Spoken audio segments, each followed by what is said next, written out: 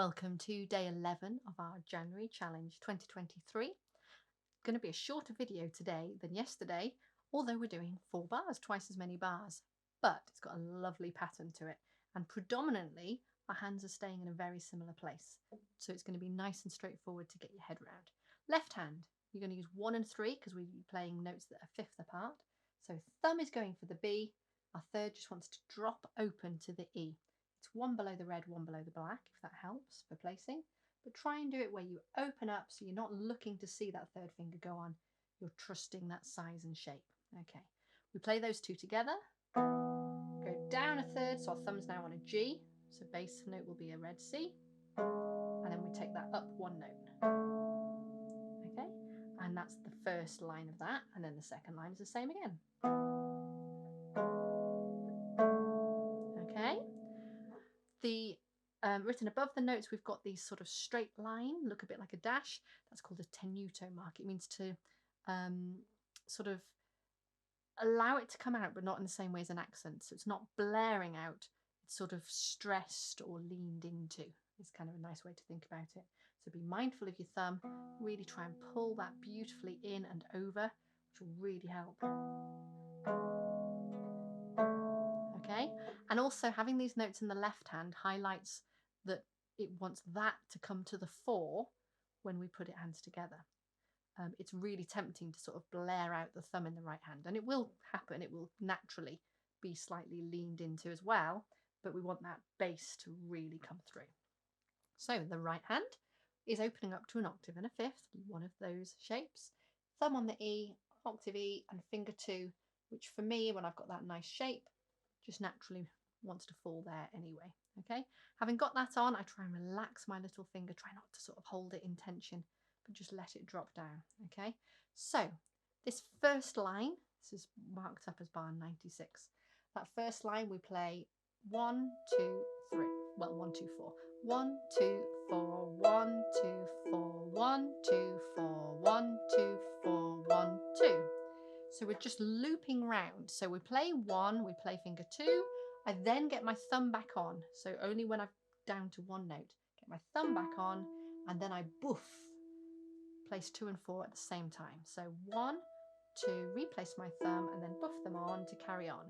Do that again. Thumb, 2 and 4. Thumb, 2 and 4. And the last time it's just 1 and 2. Okay?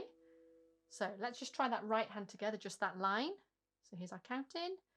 So it'll be 3 and 4 and 1 da dee da. Okay, because there's that rest before it. Okay, 3 and 4 and 1.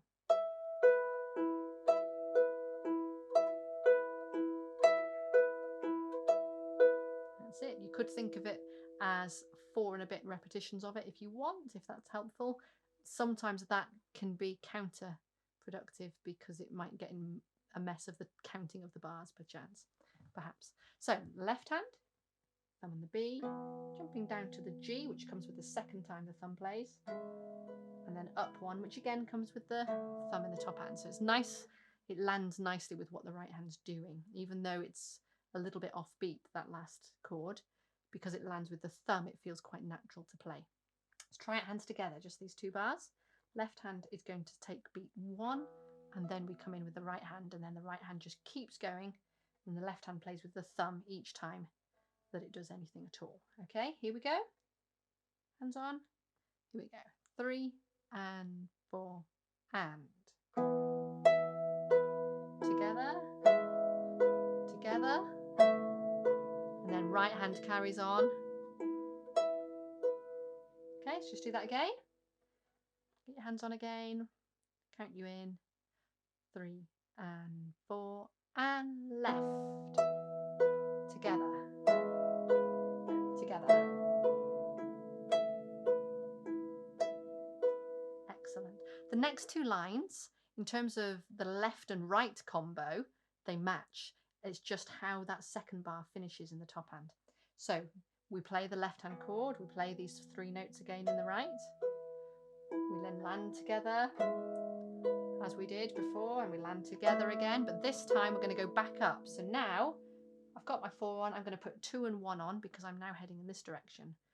4, 2, and then I'm going to put finger 4 on the B, so I can now place 4, 2, 1 up to the high B.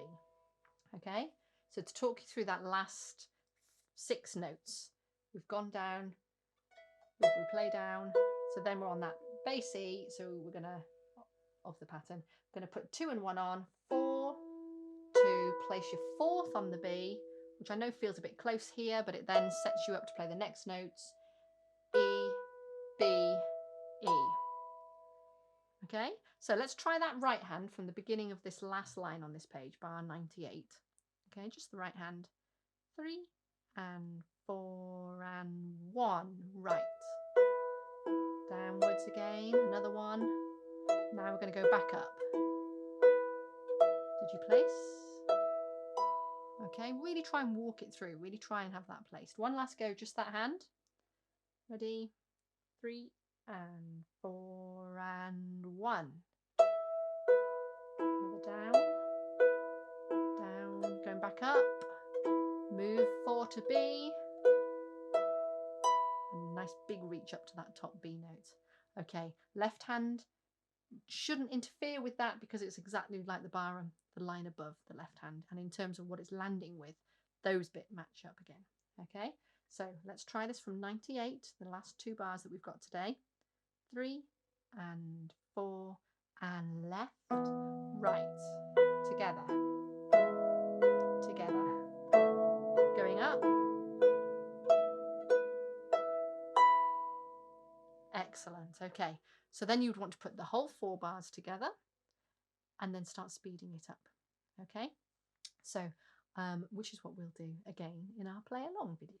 All right, so just to finish today, I'm going to play from the beginning of 96, just today's 4 bars for you to try, and then we'll go over to the play along video together. Okay, so bar 96, 3 and 4 and.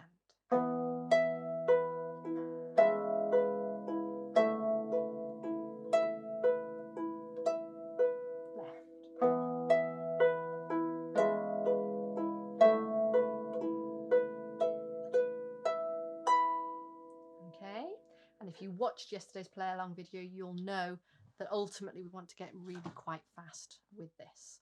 All right, I'll see you over there. Well done.